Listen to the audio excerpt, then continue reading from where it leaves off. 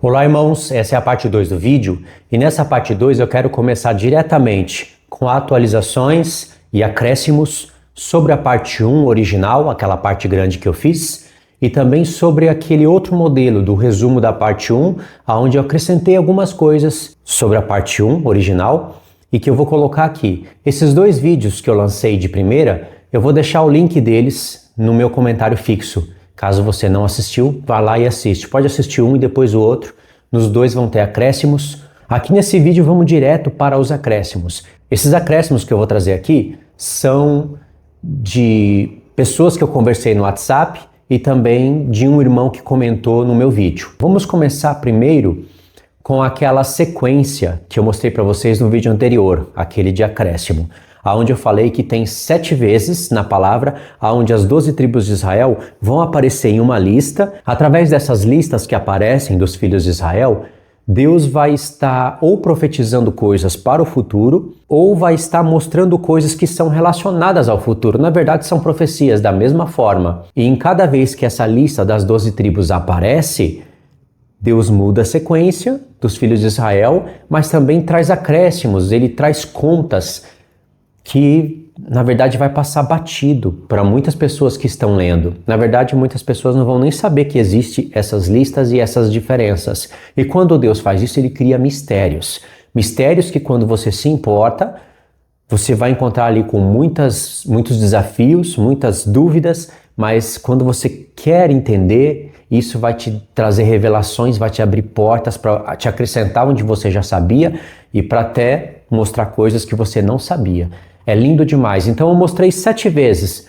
Um irmão, no comentário que eu li hoje, ele falou que na verdade existe também uma lista das 12 tribos de Israel quando Josué vai repartir a terra. E na verdade, eu sabia dessa lista. Como os filhos de Israel não aparecem ali em sequência, como em todas as outras listas, e eles vão aparecendo ali de pouco a pouco, porque eles vão, junto com Josué, conquistando a terra que Deus deu. Algumas tribos recebem herança na frente, como Rúben e Manassés e outras tribos. E aí ficam outras tribos, que eu acho que são 7 tribos, que recebem herança só depois. Para você ver todas as tribos de Israel recebendo herança, vai do capítulo 13 até o 21. Então, veja, quase 10 capítulos para eles receberem herança. E eu deixei isso passar, porque eu não vi muita importância, só que na verdade eu cometi um erro. E quando esse irmão falou para mim, de primeira mão assim, eu olhei e falei, não, esse não é importante, porque não tem profecias ali. É a distribuição da terra e é muito longo. E na verdade, isso é um erro e é um ajuste que eu quero fazer. E graças a Deus por esses comentários. Eu posso não ter concordado no início, mas não passou nem 10 minutos e eu já fui meditar nisso. Ficou na minha cabeça. Aí eu pensei, poxa, se a repartição das terras lá no livro de Ezequiel é Deus mostrando que ele está recuperando as terras para as tribos, para cumprir cabalmente a promessa que teve um microcumprimento lá no tempo de Josué, como eu deixei passar isso? Então, apesar de não ter profecias ali em Josué, é uma base. É longo, sim, tem que ler bastante para entender, mas o livro de Josué também é um livro dinâmico. E se eu adicionar esse ponto que realmente são 12 tribos recebendo herança, ali na lista de 7, aquela 7ª lá do Apocalipse 21 vai virar a 8ª. Então olha só o buraco que ficou. E a 8ª aponta para o 8º dia, a eternidade. E é engraçado que o selamento dos 144 mil agora passa a ser o 7º. E o selamento aponta para o milênio. Tudo se encaixou muito mais bonito do que eu tinha feito antes. E esse foi o acréscimo número 1. O acréscimo número 2 é sobre Dan. Uma irmã também mostrou para mim que Dan, ele foi juiz do povo. Mas quando ela trouxe para mim, ela trouxe em questão de dúvida. Ela sabia que o que eu estava falando tinha coerência, mas ela ficou com essa dúvida. Dan também um dia foi juiz do povo. E aonde está essa história? Vamos ver se você se lembra antes de eu falar. Talvez você vai se lembrar agora que eu falei. Através de Sansão. É uma história que teve um certo destaque na Bíblia, né? Não é muito ampla, mas teve um certo destaque. Só que Sansão, ele não venceu. Você vê que o final da história dele, ele teve os olhos vazados e por misericórdia, para ele se vingar dos inimigos, Deus deu a última vez a força para ele, sem os cabelos, para mostrar que a força mesmo vem de Deus. Os cabelos, as 7 tranças, era para provar o coração de Sansão. E aí ele destruiu os inimigos, e diz a Escritura que mais foi o que ele matou ali, naquele tempo, do que na vida inteira. Mas ele não tirou Israel do julgamento, da escravidão, mas realmente reduziu os inimigos de Deus. Quando a profecia lá em Jacó diz que Dan será juiz e como uma das tribos de Israel julgará o seu povo, não está apontando para esse evento. Primeiro, porque está muito perto da profecia, e aquelas profecias de Jacó, elas nos remetem a tempos mais futuros, né? E por que Jacó não profetizaria, por exemplo, sobre Davi, que teve muito mais importância, sobre Salomão? Então, na verdade, essa parte de Dan é para dar um microcumprimento na profecia, porque Dan, sim, ele julgou o povo, ele foi tipo um líder das 12 tribos naquele momento. Mas veja, Deus não vai abater os inimigos de Israel através da força de um homem, aonde o próprio povo de Deus não obedece a Deus. Eles estavam contentes porque sim, os filisteus estavam sendo envergonhados, então Israel fica animado com isso, mas eles não estavam com o coração voltado para Deus, como no tempo de Davi e no tempo de Salomão, no templo de Salomão, por exemplo. Então realmente isso é um sinal para a gente. Assim como quando Deus disse para Davi que ele não poderia edificar a casa para Deus, mas o filho dele iria edificar a casa, Deus estava falando mesmo no cumprimento total da profecia de Jesus, o filho de Davi, que iria edificar a casa para o Pai, o seu corpo, a igreja, lá no milênio, e tudo isso ia estar amplamente cumprido. Só que não anula que Salomão também é filho de Davi e que ele trouxe ali um microcumprimento mostrando qual era a vontade de Deus. Tanto é que tudo aquilo que Salomão fez foi porque Davi conquistou. Davi recebeu a planta da casa com todas aquelas leis e instruções que iriam amplificar a lei de Moisés. Vejam, na lei de Moisés era uma menorá com 7 lâmpadas. Deus acrescentou para Davi 9. Agora ficam 10 menorás e ao todo 70 lâmpadas. Tem uma revelação grandiosa aí, linkada com as 70 semanas. Era uma pia de bronze. Agora Deus tira essa pia de bronze e vai fazer um mar de bronze. E ali os sacerdotes tinham que se banhar, está escrito. E era um mar que era sustentado por 12 bois. Meu Deus do céu, a revelação aí é espetacular. Um dia eu vou ter que trazer esse estudo para vocês com todos os detalhes. Mas presta atenção nos textos que vão aparecer na tela para vocês confirmar. São 12 bois.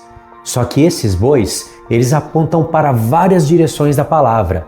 Primeiro, porque são 12, apontam para as 12 tribos. A direção dos bois estão de conformidade com as portas do templo de Ezequiel e com as portas da Nova Jerusalém, ou seja, 7º milênio e 8º milênio. O boi também aponta para uma das faces dos querubins. São 4 querubins e cada um dos querubins tem 4 faces. Então, quando fala boi, também você lembra de leão, de homem e de águia. E é claro que isso está relacionado por causa da direção dos bois, que estão apontando diretamente para Nova Jerusalém, aonde tem os querubins, que são os seres mais perto do trono de Deus. Mas não é só isso. O boi também aponta para José, Manassés e Efraim, por causa da profecia que foi colocada em José. E a profecia que foi colocada em José, por causa dos chifres do boi, cai em Manassés e Efraim, e é a própria escritura que está dizendo isso. E, por último, nessa sequência que eu estou colocando, o boi também aponta para Benjamim. Não é por acaso, né? José, Manassés, Efraim e Benjamim estão muito relacionados. Benjamim não é filho de José, é o irmão de José, aquele que José amou e se apegou a ele. Lá em 1 Reis, capítulo 19, verso 19, quando Elias vai chamar Eliseu, Eliseu estava com 12 bois. E quando Elias foi chamar Eliseu, a escritura diz que Eliseu estava com o 12º boi. Vocês acham que a escritura está falando isso por acaso? Não é um relato apenas de um fato histórico, porque esses são detalhes que seriam detalhes que não precisavam estar nas escrituras. Mas se foi colocado 12 bois, o 12º boi, então tem sentido, ainda mais no último chamado, né? Porque Eliseu é o que vai receber a porção dobrada de Elias. E isso tem a ver com as duas testemunhas que estarão no tempo do fim, que estarão ali quase completando as profecias relacionadas a Efraim, Manassés, José e Benjamim. É lindo isso. E esses bois de bronze, veja, não é prata e nem ouro, é bronze, eles sustentam o mar de bronze. Revelação espetacular aí. Tem a ver com nações, tem a ver com juízo. Claro que vai ter redenção e glorificação também, mas Deus está apontando para juízo. E aí, sabe, Deus vai acrescentando tudo. Tudo vai sendo amplificado. A Arca da Aliança continua uma só, porque a Arca da Aliança aponta para um único trono que está no céu, que é o trono do Pai. O Filho está assentado ali, à destra do Pai, recebendo honra, mas o trono não é dele. O trono pertence ao Pai e ele vai receber o trono de Davi na terra. Depois dos 1000 anos, aquele trono que é do Pai vai passar a ser do Filho também. E isso que eu falei está escrito em Apocalipse 22, verso 3. Quando o Filho se sujeita ao Pai, recupera toda a terra para o Pai. O Pai bota todas as coisas debaixo dos pés do Filho, até a morte.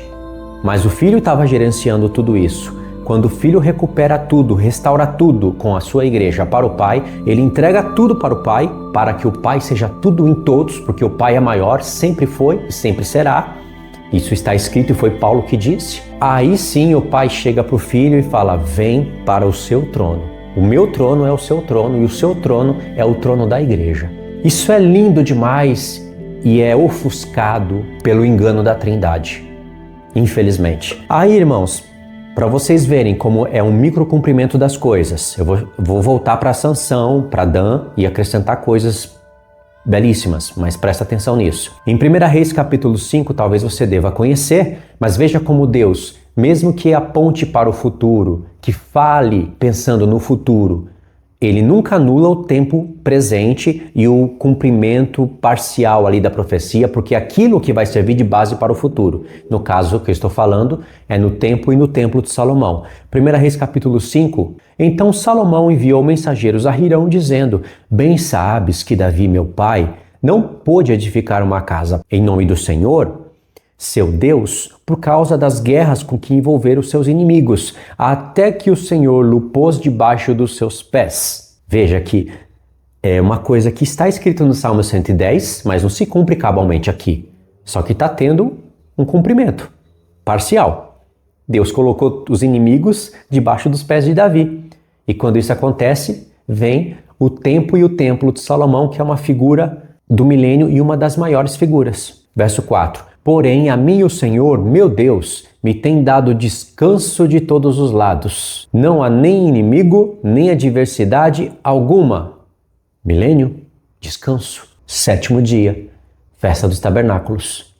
Pelo que intento edificar uma casa ao nome do Senhor, meu Deus, como falou o Senhor a Davi, meu pai, dizendo: teu filho que porei em teu lugar, no teu trono, esse edificará uma casa em meu nome. Entenderam? Nós não anulamos isso, mas também podemos ver o futuro e devemos ver o futuro, mas sem anular o passado. Olha como o escritor de Hebreus teve o pleno entendimento disso que eu estou falando. Hebreus 1, verso 5. Pois a qual dos anjos disse jamais: tu és meu filho, hoje eu te gerei, e outra vez eu lhe serei por pai e ele me será por filho. Aí no verso 6, o escritor de Hebreus não lê mais o texto e ele já começa a abordar outras coisas. Por que o escritor de Hebreus não citou a continuação do texto? A continuação do texto é essa daqui, ó. 2 Samuel 7, verso 13. Este edificará uma casa ao meu nome e eu estabelecerei para sempre o trono do seu reino. Eu lhe serei por pai e ele me será por filho. Se vier a transgredir, aqui nesse ponto, quando Deus fala se vier a transgredir, ele está falando de Salomão. Jesus não tem como transgredir. Castigá-lo-ei com varas de homens e com açoites de filhos de homens, que é o que Salomão recebeu, castigo. Deus começou a levantar inimigos por todos os lados, o coração dele se endureceu e ele foi envergonhado, o reino dele foi rasgado. Mas olha o que diz o texto? Mas o que diz o texto? Verso 15. Mas a minha misericórdia não se apartará dele, como a retirei de Saul, a quem tirei de diante de ti. Porém, a tua casa e o teu reino serão firmados para sempre diante de ti. Teu trono será estabelecido para sempre. O que Deus está falando é, prevendo as atitudes de Salomão, sabendo que ele iria pecar, Deus iria castigar, mas Deus também iria prever o arrependimento de Salomão. E Deus iria castigá-lo com açoites, com varas de homem, mas não iria retirar a misericórdia dele. Por isso que Salomão retornou e escreveu Eclesiastes. E no próprio livro de Eclesiastes, você pode ler ali no capítulo 2, que ele está contando a história dele mesmo, mostrando a queda dele. Mas uma frase que Deus disse fica lá para Jesus. Eu lhe serei por pai e ele me será por filho. Ele me edificará uma casa. O seu trono será firmado para sempre. Por isso que o escritor de Hebreus pega uma parte e não pega a outra, porque ele sabe que a outra pertence a Salomão. Ou seja, no contexto histórico, profetiza o contexto futuro e eterno, mas não anula o contexto histórico, e assim é que Deus trabalha em toda a Escritura.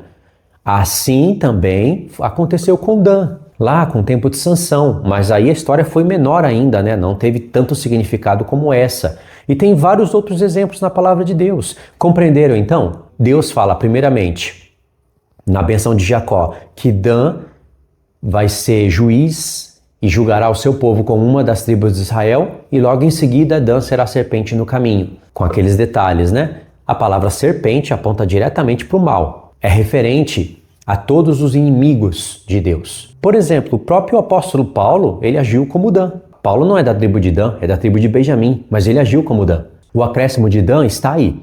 Dan será serpente no caminho, ele é serpente no caminho. Todos os falsos profetas, eles são representados na tribo de Dan. Eles não vêm da tribo de Dan, eles são representados na tribo de Dan. O próprio anticristo, ele é representado em Dan, mas ele não vem da tribo de Dan. É bom você ter isso na mente, porque tem muita gente falando besteira na internet. Agora, para finalizar esses acréscimos da parte 2, diz a profecia em Gênesis 49, verso 16. Dan julgará o seu povo como uma das tribos de Israel. Veja, não está dizendo Dan julgará as 12 tribos, não está escrito Dan julgará o meu povo, está escrito Dan julgará o seu povo como uma das tribos de Israel, querendo dizer que cada tribo tem um juiz, como se fosse um príncipe, né? Nesse tempo aqui do cumprimento da profecia, cada tribo vai ter um cabeça, um príncipe, um juiz, e cada um deles vai julgar o seu povo. Isso é parte do livro da lei, irmãos. Agora que você vai ver a conta toda fechar. Dan, que foi serpente no caminho, lá no milênio, no templo de Ezequiel, ele está recebendo terra como herança, ele é um povo e ele julga o seu povo. Ou seja, Dan é juiz e julga o seu povo, os danitas, e eles obedecem a Deus. Assim como Judá julga o seu povo, assim como Ruben julga o seu povo, assim como José julgará o seu povo. Cada um vai ter um líder. Então, por isso que diz, Dan julgará o seu povo como uma das tribos de Israel, ou seja, como qualquer uma tribo julga o seu povo. Olha só esse texto em Números 10. Disse mais o Senhor a Moisés, faze 2 trombetas de prata, de obra batida as farás, servir-te-ão para convocares a congregação e para a partida dos arraiais. Veja, 2 trombetas de prata. É de prata, elas não são de ouro e nem de bronze, porque está apontando para a redenção, e 2 apontam para 2 testemunhas, e trombetas apontam para anunciar o evangelho. Então isso tem a ver com o nosso tempo, tem a ver com o tempo das 2 testemunhas. E diz, quando tocarem, toda a congregação se ajuntará a ti. Tem a ver com a festa das trombetas também, viu? Esses toques aqui vai aparecer em Oséias, vai aparecer em Joel, tem toques diferentes. Quando tocarem, toda a congregação se ajuntará a ti à porta da tenda da congregação. Mas quando tocar uma só, a ti se ajuntarão os príncipes, os cabeças dos milhares de Israel. Ou seja, os príncipes, cada príncipe de cada tribo, um cabeça. Pode ver, se você fosse buscar mais textos aqui, em Crônicas, em Reis, você vai ver que cada tribo tem um príncipe. O que isso tem a ver com a profecia de Dan? Porque está escrito que Dan julgará o seu povo como uma das tribos de Israel. Ou seja, o povo de Dan vai levantar sobre si, por ordem de Deus, a própria igreja vai estar ministrando isso, um príncipe. E ele vai julgar o seu povo, não deixando que o seu povo faça o que fez no passado. Tanto no tempo de Dan, porque Dan realmente foi mau, foi uma péssima tribo diante do Senhor, e por isso Deus quis usá-la para representar os falsos profetas no tempo do catolicismo e da reforma. Então eles agem como tribo de Dan. Eles criam doutrinas, eles engrandecem livros de João Calvino, aquele besterol todo, aquela porcaria toda. Cada um engrandecendo o seu Deus, o seu livro e misturando o santo com o profano. Veja que são os sacerdotes, não se importam com a lei de Deus. E no templo de Ezequiel, os sacerdotes não vão agir mais assim. Eles vão separar o santo do profano. Vai haver um muro de separação. Compreenderam? E aqui então termina os acréscimos. Aquele primeiro acréscimo sobre as 7 vezes em que aparecem as 12 tribos de Israel em uma lista, que na verdade agora você sabe que são 8 vezes, e o acréscimo de Dan, para você entender que Dan vai fazer isso mesmo no futuro, né? Em Deuteronômio, capítulo 33, quando está para acabar o livro de Deuteronômio, Moisés vai trazer uma profecia e uma bênção para as 12 tribos de Israel. E essa bênção vai ter que ser somada com a bênção, e profética também, da bênção de Jacó. Como eu falei no vídeo anterior, o livro de Gênesis e o livro de Deuteronômio acabam com a bênção profética para as 12 tribos de Israel. Só que a bênção de Jacó, como ela vem antes, ela vai focar mais no nosso tempo, nas coisas que acontecem lá no tempo de Israel mesmo e no nosso tempo. Vão ter porções para o futuro também, né? Mas aqui na bênção de Moisés, ele vai focar mais nas coisas que acontecerão no milênio. Vão ter algumas porções que acontecem no nosso tempo, mas foca mais no milênio. E aí, em Deuteronômio 33, verso 22 diz: De Dan disse, Dan é leãozinho, saltará em Bazã. Não está falando nada de mal para Dan. Não está falando que ele é um leão do mal, que ele vai perseguir o povo. Está falando coisa boa. Dan, que era uma serpente, passa a ser um leãozinho, filho de leão. E isso é o que deve acontecer nos últimos dias. E esse ponto aqui é incrível, porque essa bênção de Moisés, que vai finalizar o livro de Deuteronômio, é muito relevante isso, porque essa profecia está dentro do Cântico de Moisés e do Cordeiro, que começa lá em Deuteronômio 30 e houve um preparativo em Deuteronômio 29. Ou seja, é muito profundo. Só para vocês terem um vislumbre do que eu estou querendo dizer, eu vou ler aqui a bênção de Moisés, no livro de Deuteronômio, que ele deu para os 12 filhos de Israel, sem comparar bênção com o livro de Gênesis, que Israel, na verdade, deu para as 12 tribos de Israel. Esta é a bênção que Moisés, homem de Deus, deu aos filhos de Israel antes da sua morte. Disse, pois, o Senhor veio do Sinai e lhes alvoreceu de Seir, resplandeceu desde o monte de Parã, e veio das miríades de santos. À sua direita havia para eles o fogo da lei. Presta atenção, Deus vai falar coisas que estão relacionadas lá com o tempo do Sinai e vai comparar com o tempo do fim. Por quê? Você vai ver tanto o passado como o futuro simultaneamente. Por quê? Porque no dia de Sinai era o dia 50, desde a saída dos filhos de Israel do Egito, no dia 14 do mês 1, quando você vai ler ali Êxodo 19, faz as contas, eles chegaram ali 47 dias depois. E aí, ali naquele momento, Deus fala para Moisés preparar o povo durante 2 dias, porque no terceiro dia Deus desceria do céu. Tá vendo a mensagem do terceiro dia?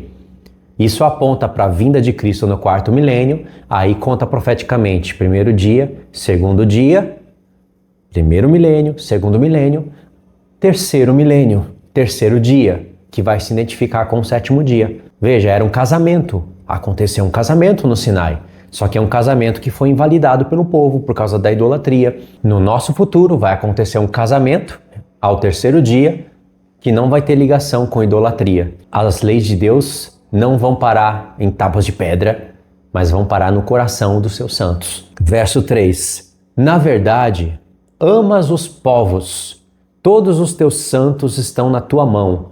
Eles se colocam a teus pés e aprendem das tuas palavras. Passado e futuro. Moisés nos prescreveu a lei por herança da congregação de Jacó, e o Senhor se tornou rei ao seu povo amado, quando se congregaram os cabeças do povo com as tribos de Israel. Aqui você vai olhar lá para o templo de Ezequiel, vai ver que Deus vai dar herança para o seu povo, ele vai recapitular aquele episódio de Josué, Só que agora eles vão permanecer na terra, eles vão obedecer a Deus, porque os reis e governadores da terra não serão esses reis e governadores corruptos, serão os santos, eleitos e fiéis, do Apocalipse 17, verso 14, os que receberam o chamado celestial, mas atenderam esse chamado, por isso eles não restaram. Muitos dos judeus que vão restar receberam o chamado celestial, mas não atenderam. E eles restaram porque eles não colocaram a marca da besta. Então, o castigo deles não terem atendido o chamado celestial é não se tornarem as 12 tribos celestes. Mas o prêmio deles de não terem aceitado a marca da besta é restarem. Essa é a revelação da palavra de Deus e isso é confirmado na Escritura. Não tem ponta solta nisso. Viva Rúben e não morra, e não sejam poucos os seus homens. Cada tribo na terra começa com judeus, o cetro vai estar ainda em Judá. Nas 12 tribos celestes a configuração é diferente. Nas 12 tribos terrestres, que vão ser remontadas, começando com o povo judeu, o cetro vai estar com Judá. Então, as nações restantes vão fazer parte das tribos de Israel, como eu falei no vídeo anterior, e nós vamos voltar a falar disso em textos diferentes, para não ficar muito repetitivo, né? Viva Rúben e não morra. Perdeu a primogenitura, mas não vai morrer. E não sejam poucos os seus homens. Isto é o que disse de Judá. Ouve, ó Senhor, a voz de Judá e introduza-o no seu povo com as tuas mãos. Peleja por ele e sê a tua ajuda contra os seus inimigos.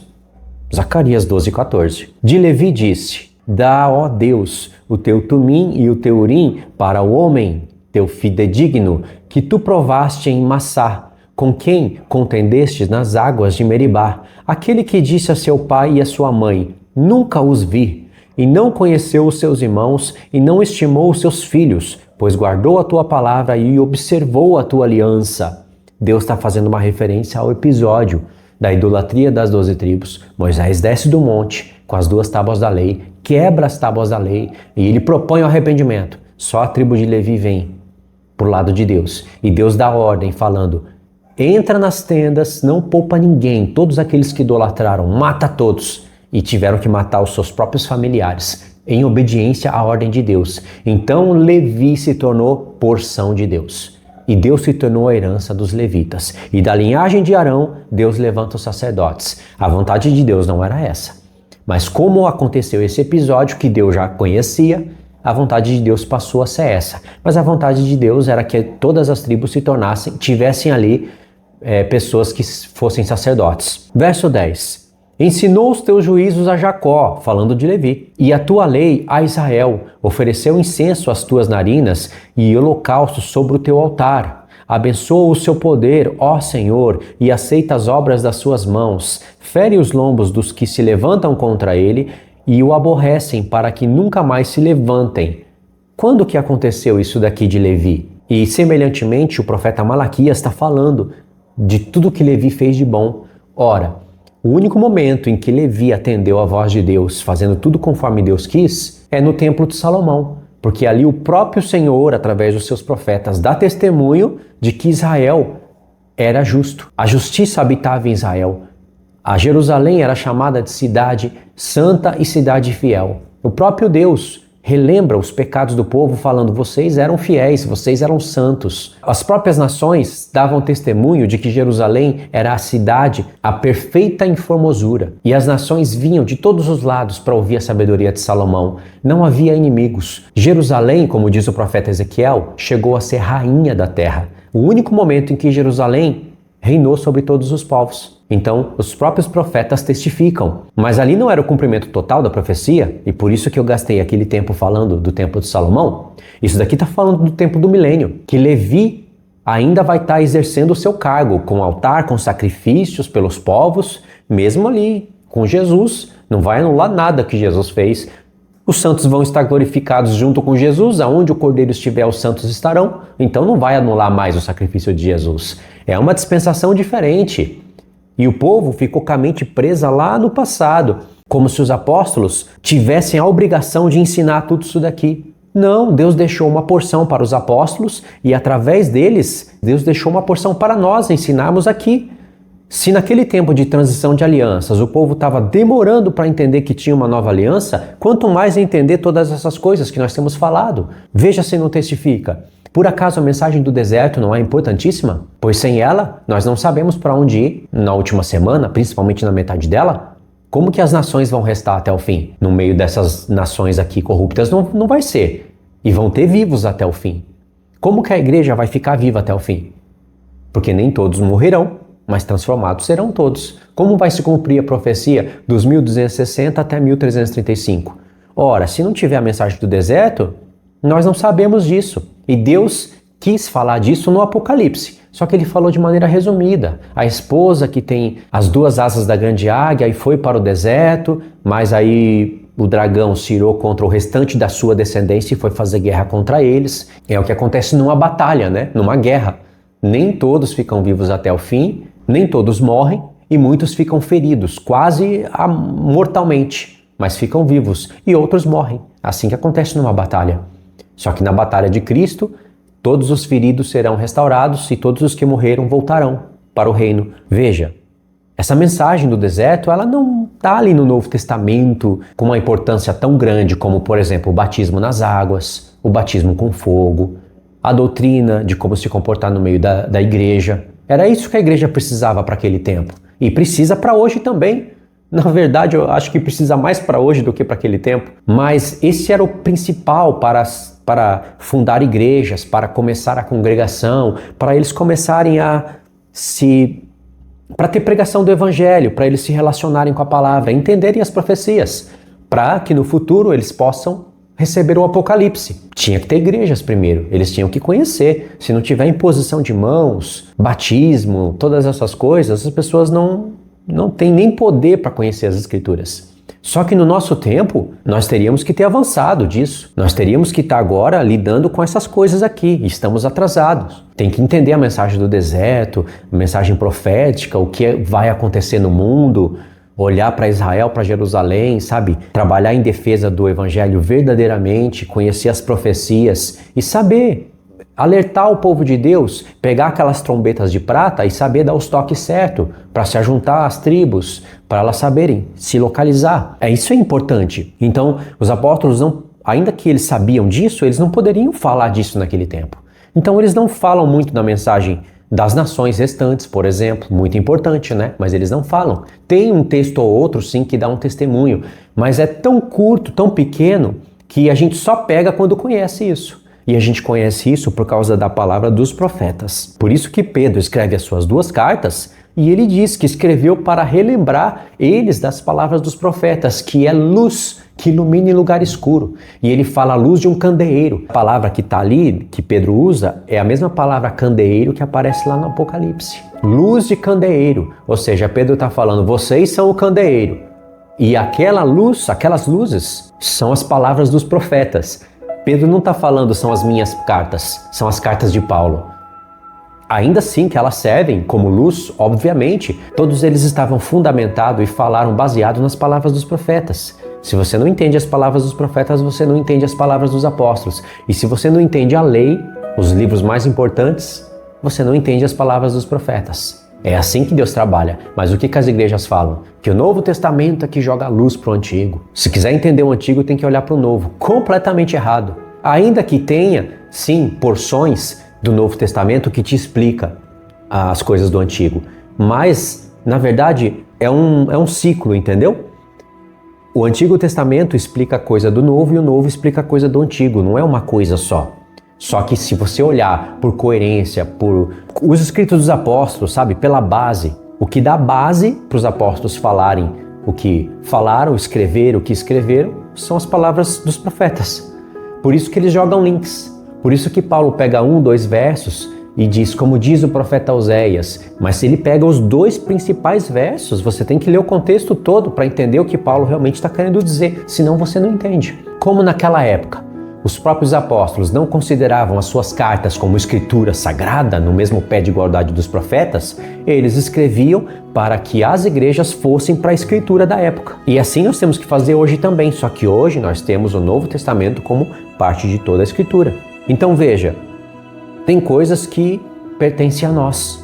Nós temos que juntar o testemunho da lei, dos salmos, dos profetas, junto com os apóstolos que testificaram todas essas coisas, e ir lá para o livro do Apocalipse e comprovar todas as coisas. Então, o único momento em que Levi fez o que Malaquias disse e fez aqui o que Moisés está profetizando foi lá no Templo de Salomão, mas a profecia não se conclui lá. Então isso daqui é para o milênio. Por isso que lá no Templo de Ezequiel você tem sacerdotes e levitas exercendo os seus ofícios e fazendo as coisas que eles devem fazer para as nações. Conforme as nações vão se achegando ao Deus de Israel, vão obedecendo a Deus cada uma das suas nações, como diz o profeta Sofonias, e como elas têm a lei de ir lá para as festas, principalmente a festa dos tabernáculos, que se identifica com o tempo do milênio, elas vão aprender e muitas vão ter desejo no coração de fazer parte das tribos. É o que está proposto em Ezequiel 47 e 48. Verso 12. De Benjamim disse: o amado do Senhor habitará seguro com ele. Todo dia o Senhor o protegerá e ele descansará nos seus braços. Aqui a palavra no original diz ombro. Veja, João não era o mais amado do Senhor e João não é figura da igreja. Nós sabemos que dos 12 apóstolos tem Judas, que é figura do mal, tem João, que é figura da igreja, e eu não estou falando isso de bobeira, viu? O final do livro de João se identifica e continua diretamente com Apocalipse 1. É incrível. O final de Lucas se identifica e continua diretamente com Atos. O final de Mateus e Marcos, aí ele é um pouco diferente, mas os evangelhos têm essa dinâmica. Tem essa profecia que precisa de um estudo para vocês entenderem. Então guarda na cabeça. Mateus e Marcos, eles têm uma abordagem diferente e eles ligam com as histórias de Atos, do Novo Testamento inteiro. Só que Lucas, ele tem uma continuação direta com Atos. E João, uma continuação direta e liga direto com Apocalipse. Por isso que o que foi falado para João, lá no capítulo 22, vai se cumprir lá na vida de João, quando ele escuta a voz de trombeta, ele é arrebatado aos céus, ele é uma figura da igreja, é o discípulo amado. Benjamim, ele é a figura da igreja. E nisso daí nós vamos ter que focar e estudar para entender todo o contexto da escada do sonho de Jacó. Benjamim é o 12º, ele é a figura da igreja. José, ele é a figura de Cristo. Cristo vem da linhagem de Davi, da carne de Davi, da tribo de Judá, mas Judá, filho de Israel, não é figura de Cristo, e sim José. José é o único que é figura de Cristo. Manassés e Efraim, eles vão se tornar figuras dos gentios, só que a primogenitura cai em Efraim. E por causa da primogenitura caindo em Efraim, cai em José, que passa a ser o primogênito de Deus. É muito lindo como Deus trabalha com as tribos, a dinâmica das coisas. Levi vai ser figura do sacerdócio. Então, cada tribo ali tem o seu papel importante para o futuro, né? Dan vai ser a figura do mal, por exemplo. Então, veja, Benjamim, o amado, já está apontando, né? Benjamim, o 12º, bate com João, apesar de não ser o 12º apóstolo, né? Mas ele é o último que fica vivo e dá testemunho. Então, ele passa a ser o 12º nessa conta. De José disse: bendita do Senhor seja a sua terra. Veja, está abençoando a terra de José. Quando que José recebe terra? Lá no livro de Ezequiel, parece que José não está recebendo terra, porque Deus fala da terra de Manassés, de Efraim, mas não tem ali a terra para José. Na verdade tem. Deus falou, José terá 2 porções. 2 porções já se refere a Manassés e Efraim. Quando tem Manassés e Efraim, José vai estar ali. E quando tem José e não tem Manassés e Efraim estarão ali. Que é o caso aqui. Deus já dá essa sacada aqui no livro da lei. Porque ele fala de José e não vai ter aqui uma bênção para Manassés e outra para Efraim. Porque está em José. De José disse: bendita do Senhor seja a sua terra, com o que é mais excelente dos céus, do orvalho e das profundezas, com o que é mais excelente daquilo que o sol amadurece e daquilo que os meses produzem. É coisa literal aqui. Espiritual porque é a palavra de Deus, mas é literal e está acontecendo lá no templo de Ezequiel. Com o que mais excelente dos montes antigos e mais excelente dos outeiros eternos, com o que é mais excelente da terra e da sua plenitude e da benevolência daquele que apareceu na sarça, que tudo isto venha sobre a cabeça de José, sobre a cabeça do príncipe entre os seus irmãos. Veja, José, que era o 11º, ele passa a ser o primeiro, porque Rúben perde o direito de primogenitura e o direito de primogenitura passa para os 2 filhos. de José. E por causa disso a primogenitura cai em José. Então José passa a ser o primeiro, Benjamim o último. José, a figura de Cristo, e Benjamim, a figura da igreja. Ou seja, o único filho de Jacó, Benjamim, representa todas as outras tribos, representando a igreja, nesse caso. Continuando a bênção de José, que é muito grande aqui, ele é o príncipe dos seus irmãos, ele tem a imponência do primogênito do seu touro, e as suas pontas, os seus 2 chifres, são como as de um boi selvagem. Com elas ressachará todos os povos até as extremidades da terra. Tais, pois, ou seja, está falando dos chifres, as miríades de Efraim e tais os milhares de Manassés. Veja, Manassés também está como peixes que vão crescer no meio da terra, irmãos. Manassés também é primogênito por causa de José, e José por causa dos 2 filhos. Não estou errando aqui não, estou falando sério mesmo.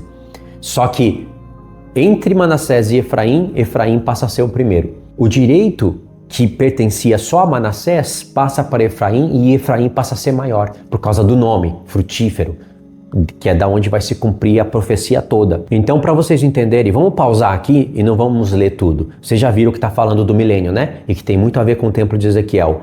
1 Crônicas, capítulo 5, quanto aos filhos de Ruben, o primogênito de Israel, pois era o primogênito, mas por ter profanado o leito do seu pai, deu-se a primogenitura aos filhos de José. Agora você vai ter um ajuste no que você lê em Gênesis 48. A primogenitura não passou para Efraim? Tanto é que José achou mal aos olhos dele quando Israel inverteu as mãos.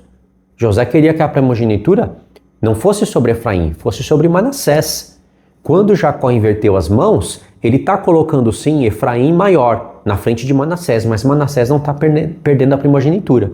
Tanto é que está escrito aqui, os filhos de José, filhos de Israel, de modo que na genealogia não foi contado como primogênito. Judá, na verdade, foi poderoso entre os seus irmãos, e dele veio o príncipe, está falando do Messias, porém o direito de primogenitura foi de José. Não falou Efraim, mas sim, está em Efraim e está em Manassés também, porque ele falou ali um verso antes. Como está em Efraim e Manassés, está em José. Através dessa meditação que esse escritor aqui viu, meditando lá no livro da lei, entendeu toda a questão. Agora pensa bem, Manassés é o primogênito, a bênção dobrada tinha que cair sobre ele, e Efraim não. Efraim não tinha que receber uma bênção dobrada, certo? Veja, Gênesis 48, para ficar mais claro. Jacó cruzou as mãos, é Israel, É bom a gente chamar Jacó do nome certo, Israel.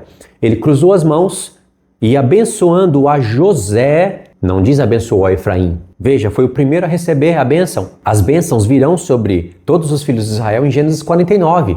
Mas antes de tudo, veio a bênção para José. E abençoou José, dizendo, o Deus em cuja presença andaram os meus pais, Abraão e Isaque, o Deus que me sustentou durante a minha vida até esses dias, o anjo que me tem livrado de todo mal, abençoe esses rapazes, seja neles chamado o meu nome e o nome dos meus pais Abraão e Isaque, e cresçam em multidão como peixes no meio da terra, que é o que vai acontecer lá em Mateus. Pedro joga a rede, não tem pesca. Pedro se assustou e falou, Senhor, se afasta de mim porque eu sou pecador. Jesus disse, de agora em diante, você será pescadores de homens. Vai pescar homens no meio da terra. Ou seja, você vai pescar Efraim e Manassés. Vai pescar muito mais Efraim do que Manassés, mas vai pescar Manassés também. Vendo José que seu pai pusera a mão direita sobre a cabeça de Efraim, foi-lhe isto desagradável, e tomou a mão do seu pai para mudar da cabeça de Efraim para a cabeça de Manassés. E disse José, não, assim, meu pai, pois o primogênito é este. Põe a mão direita sobre a cabeça dele. José deve ter pensado, meu pai nem está enxergando direito. Coitado, está tão velhinho. Porque é o que diz no começo, Jacó não enxergava direito. Imagine Jacó assim, cruzou as mãos, José já falou, ai meu Deus do céu, coitado desse velho. Sendo que o espiritual aqui estava sendo Israel. Mas seu pai o recusou e disse, eu sei, meu filho, eu sei. Ele também será um povo. Também ele, Manassés, será grande. Contudo, seu irmão menor será maior do que ele, e a sua descendência será uma multidão de nações, que no hebraico Tá aqui a palavra, irmãos. Pode verificar, melô, que é plenitude. A maioria das vezes que essa palavra melô foi traduzida, tá como plenitude. E qual é a diferença de multidão para plenitude? Porque é o que Paulo fala lá em Romanos 11. Plenitude dos gentios estiver entrado, os judeus serão salvos. Paulo fez uma referência direta para esse ponto aqui. Antes disso, em Romanos 9, ele cita os filhos de Oséias, que tem a ver com Efraim, com a casa de Israel, referente à igreja, referente aos gentios. Verso 20. Assim os abençoou naquele dia, declarando: por vós Israel abençoará, dizendo: Deus te faça como Efraim e como a Manassés. Veja, Jacó está falando, Israel, todos os membros dos filhos de Israel vão abençoar os seus parentes, os outros, dizendo assim. Não está dizendo Deus te faça como Judá, da onde se levantará o leão da tribo de Judá, e como Levi, da onde vem o sacerdócio. Não, a ordem de Jacó é: Deus te faça como Efraim e Manassés, que você seja frutífero e grande como eles, numerosos, e que tenha porções na sua vida que seja maior do que a de Manassés, porque Efraim é maior. No caso, Efraim, ele foi na frente de Manassés, porque Efraim no futuro ficou como cabeça das 10 tribos.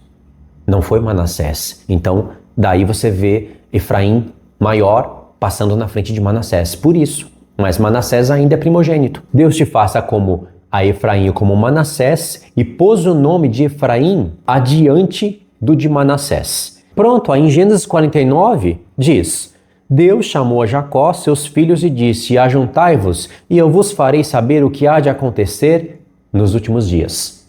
Então essa bênção aqui de Jacó foca mais nos últimos dias, que começou lá no tempo de Jesus. Os próprios apóstolos dizem que ali começou os últimos dias. Mas, poxa, se passaram quase 2000 anos, últimos dias. Sim, é a linguagem profética de Deus. Na palavra de Deus tem os primeiros dias, está lá em Zacarias. Os primeiros dias são milênio 1, 2, 3 e 4. E os últimos dias são milênio 5º, 6º e 7º, que na contagem de Deus é primeiro dia, segundo dia e terceiro dia. É como se Deus falasse para sua esposa: se prepara para o 3, ok? No 3, vocês entram glorificados na festa dos tabernáculos. 1, 2, 3. Não tem isso entre a gente? Então, é o que Deus faz com o seu povo. Primeiros dias, últimos dias. Essas duas expressões tem na palavra de Deus. E aqui, então, está mais relacionado com o que há de acontecer de Cristo para frente. A bênção de Moisés está mais relacionado com o que há de acontecer no milênio, como você viu. Então, veja, para concluir, como o escritor de Crônicas viu esse episódio, ele viu que Israel cruzou as mãos, foi abençoar os 2 filhos de José, mas a escritura diz: Israel abençoou a José, dizendo. Então, o direito de primogenitura, o que era para cair na maior parte em Manassés, cai em Efraim, mas também cai em Manassés uma porção menor. E tudo isso cai em José, porque abençoou José. E o direito de primogenitura, então, passa a ser José. José agora passa a ser o primeiro, Benjamim está lá no último, para você ver Cristo e a igreja. Rubem perde o direito de primogenitura. Levi, a aliança que Deus fez com Levi não chega ao fim, não é anulada por causa dos pecados do povo de Israel, não é anulada por causa do sacrifício de Cristo. A aliança que Deus fez com Levi ainda continuará dentro do milênio, junto com sacerdotes e levitas. A igreja atendeu o chamado celestial, ela vai alcançar as bênçãos celestiais nos lugares celestiais e ela vai gerenciar esse trabalho que Deus há de fazer na terra. A vontade que Deus queria que fosse feita com os 12 filhos de Jacó lá no passado, não foi feita. Vai ser feita dentro do milênio. E assim Deus terá 12 tribos na terra, a areia do mar, e 12 tribos no céu, estrelas do céu. Irmãos, já que nós chegamos até aqui, vale a pena fechar com Ezequiel, para ficar dentro desse quadro, para você já ler essa profecia de maneira mais elevada. Ezequiel 37, a partir do verso 15, todos conhecem essa profecia, onde Deus vai unir Efraim e Judá. E aí Deus vai bater o martelo para mostrar que Efraim não é mais uma tribo.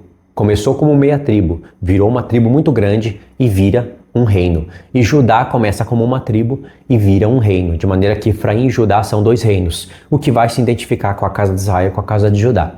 E Efraim relacionado com os gentios. Ezequiel 37, verso 15. Veio a minha palavra do Senhor dizendo: Tu, pois, ó filho do homem, toma um pedaço de madeira e escreve nele. Presta atenção no que está escrito. Para Judá e para os filhos de Israel, seus companheiros. Veja, não está escrito só Judá numa madeira, como a gente vê nos desenhos. Está escrito para Judá e para os filhos de Israel, seus companheiros. Mas Judá apareceu em primeiro lugar. Depois, toma outro pedaço de madeira e escreve nele, para José, pedaço de madeira de Efraim, e para toda a casa de Israel e seus companheiros, porque Efraim está sobre a cabeça da casa de Israel. Então veja, não é só Efraim e Judá, é Judá e todos os filhos de Israel, ou seja, numa vara você tem as 12 tribos já. E na outra vara você tem Efraim como cabeça das 10 tribos e todos os seus companheiros. Ou seja, tem Judá também. Numa vara que está como destaque como Judá, também está Efraim. Só que elas estão separadas. E na outra vara que está como Efraim, tem ali Judá também. Porque a profecia está dizendo. Não está escrito assim, pega uma vara, escreve nela Efraim, e a outra vara escreve nela Judá, e ajunta uma na outra. Tem mais coisas aqui, não está vendo?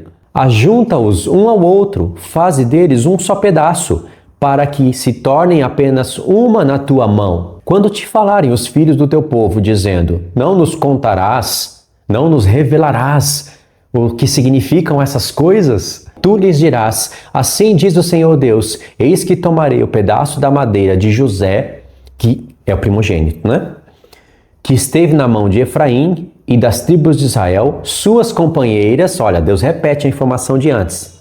É uma maneira de Deus frisar, de negrito. E o ajuntarei ao pedaço de Judá, e farei deles um só pedaço, e se tornarão apenas um na minha mão. Os pedaços de madeira em que houveres escrito estarão na tua mão perante eles. Dize-lhes, pois, assim diz o Senhor Deus, eis que eu tomarei os filhos de Israel de entre as nações para onde eles foram, e os congregarei de todas as suas partes e os levarei para a sua própria terra. Farei deles uma só nação na terra, nos montes de Israel, e um só rei será rei de todos eles. Nunca mais serão duas nações. Nunca mais, para o futuro, se dividirão em dois reinos. Então aqui Deus, primeira mão, provou para a gente que Efraim e Judá são reinos. Nunca mais se contaminarão com os seus ídolos, nem com as suas abominações, nem qualquer das suas transgressões. Livrá-los-ei de todas as suas apostasias em que pecaram e os purificarei. Assim eles serão o meu povo e eu serei o seu Deus. O meu servo Davi reinará sobre eles. Todos eles terão um só pastor, andarão nos meus juízos, guardarão os meus estatutos e os observarão. Veja que essa parte aqui fala um só pastor, um só rebanho. Jesus está citando no Evangelho de João. Agora vou explicar o ponto mais importante. No verso 16. Tu, pois, ó filho do homem, toma um pedaço de madeira e escreve nele para Judá e para os filhos de Israel. E um bastão já tem a união. Apesar que a união acontece quando se une, né? Mas você vai entender esse episódio agora. Num bastão já tem Judá e os filhos de Israel. É o bastão que Deus quebrou lá em Zacarias. Era um só, Judá e a casa de Israel unidas por intermédio de Davi, por causa do pecado de Salomão. Deus quebrou. E quebrou também a aliança que ele fez com os povos. E quando ele quebrou, ficam dois. O que Deus quebrou lá em Zacarias, ele está unindo em Ezequiel. E eu não vou poder explicar lá o episódio de Zacarias porque é enorme, espetacular. Deus, ele vai recapitular toda a história de Israel e também tem aquela questão de Deus misturar ali os tempos para nos colocar à prova. Então, Deus quebrou lá em Zacarias 11, está juntando aqui. Mas por que em uma madeira, Deus já tem ali Judá e os filhos de Israel e na outra tem Efraim e os filhos de Israel? Os textos que nós lemos antes explicam o porquê. Porque José ficou com direito de primogenitura por causa de Efraim e vice-versa, como nós lemos no texto, né?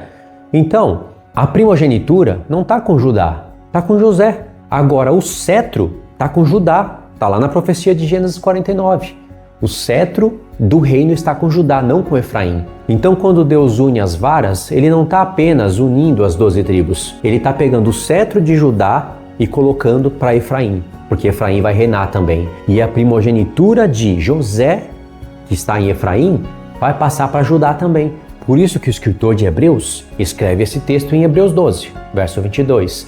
Mas tendes chegado ao monte Sião, a cidade do Deus vivo, a Jerusalém celestial, a incontáveis de hostes de anjos e a universal assembleia, a igreja dos primogênitos, Judá, Efraim, primogênitos, e eles reinam, têm o cetro, arrolados nos céus, e ao Deus, o juiz de todos, e aos espíritos dos justos aperfeiçoados, e a Jesus, o mediador da nova aliança. Se Deus não quisesse falar tudo isso, ele só falaria, escreve numa vara Judá e na outra Efraim. Mas ele tem que falar isso porque lá no livro da lei, a primogenitura está com José, mas o cetro está com Judá.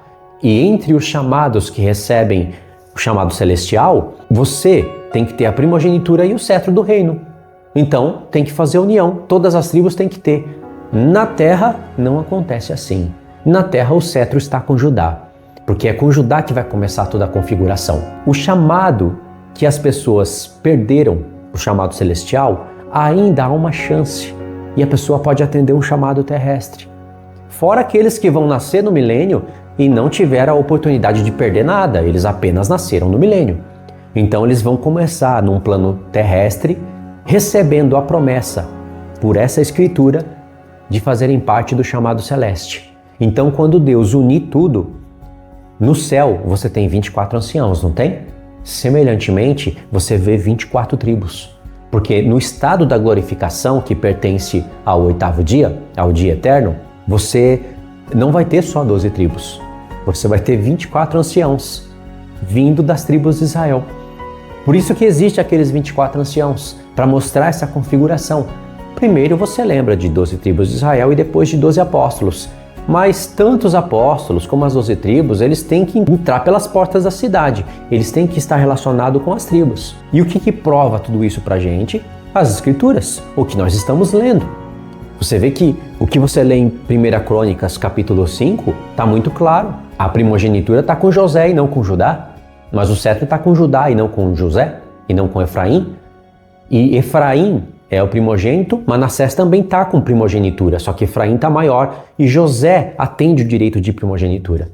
Então, quando Moisés vai abençoar José, ele fala dos 2 chifres dos bois, se fala de Manassés e Efraim, mas não tem uma profecia separadinha ali para Manassés e outra para Efraim. Assim, você vai olhar para o templo de Ezequiel e você vai ver que na hora de repartir as terras, diz assim, Ezequiel 47, verso 13, assim diz o Senhor Deus, este será o limite pelo qual repartireis a terra em herança, segundo as 12 tribos de Israel, José terá 2 partes. Por que ele fala que José terá 2 partes? Na hora de ver as terras, não tem ali uma terra especificamente para José, tem para Manassés e Efraim. Eles são José. José está ali no meio. A tribo de José faz parte disso. É uma configuração diferente de todas as outras tribos. Nenhuma outra tribo traz consigo 2 filhos. Acabam fazendo parte dos filhos de Israel. É como Jacó disse lá em Gênesis 48, José, Manassés e Efraim, esses 2 filhos que são teus, agora são meus. Eles vão ter o meu nome. A geração que nascer depois deles pertence a você, mas eles 2 são meus. E aí, quando você vai olhar, as portas da cidade, tem porta para José, mas não tem para Manassés e Efraim. E Deus fazendo assim, a configuração sempre fica 12. E essa questão aqui vem lá do livro da lei. Quando você vê que o direito de primogenitura que estava em Rubens passou para os 2 filhos de José, mas não era Efraim? Não, para Manassés também. E por causa desses 2, José fica com o direito de primogenitura. Então é como se José, Manassés e Efraim fossem um só. São 3, mas é como se fossem um só. Compreenderam? Aqui acaba a parte 2. Na parte 3, nós vamos voltar a ler as palavras que nós líamos antes, aquelas promessas que começam com Abraão, passa para Isaac, vai para Jacó, e você vai ler tudo num grau mais elevado. Assim como você acabou de ler esse ponto aqui. E vamos passar pela escada do sonho de Jacó. Você vai ver que lindo é isso, tá? Deixe os seus comentários, se tiver acréscimo, deixa também, que é importante, tá? E aqui um recado final para os irmãos que chegaram até aqui. Fica o meu agradecimento com todo o meu coração para as pessoas que até hoje têm sustentado a minha vida aqui no Brasil.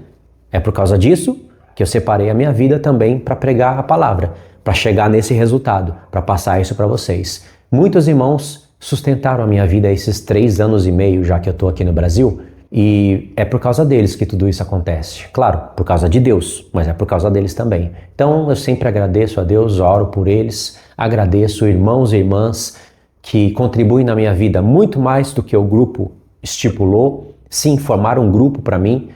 Quando eu vim para o Brasil, fizeram um grupo, senão eu teria que voltar para o Japão. E esse grupo é o grupo de mantenedores que me fez ficar no Brasil.